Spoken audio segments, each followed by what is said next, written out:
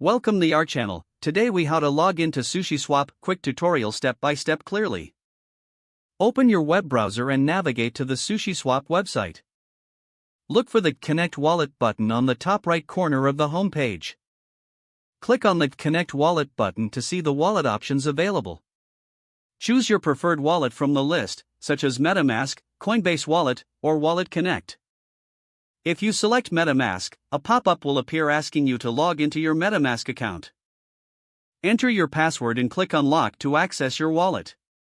Once logged in, the MetaMask extension will prompt you to connect to Sushiswap. Click Next to review the permissions Sushiswap requires. If you agree, click the Connect button to link your wallet. You should see your wallet address displayed in the top right corner of the Sushiswap homepage. If you are using Wallet Connect, scan the QR code with your wallet app. Follow the prompts in your wallet app to complete the connection process.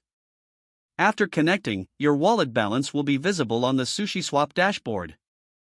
You are now logged into Sushiswap and ready to start trading. If the page does not load, refresh the browser or try again in a private or incognito window. Make sure you are using the correct email address, then retype it carefully to avoid small typos. If your password is not accepted, use the reset option and create a new strong password you can remember. Check your spam folder for verification or security emails, then complete any requested confirmation steps. Enable two-factor authentication if available to improve account security and reduce unauthorized access risk. After signing in, review your profile details so your contact information and settings are accurate and current.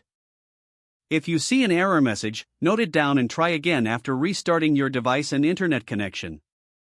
Log out when you finish, especially on shared devices, to keep your account and payment information secure. If the page does not load, refresh the browser or try again in a private or incognito window. Make sure you are using the correct email address, then retype it carefully to avoid small typos. If your password is not accepted, use the reset option and create a new strong password you can remember. Check your spam folder for verification or security emails, then complete any requested confirmation steps. Enable two-factor authentication if available to improve account security and reduce unauthorized access risk. After signing in, review your profile details so your contact information and settings are accurate and current. Don't forget to like this video and subscribe to our channel for more step-by-step tech guides.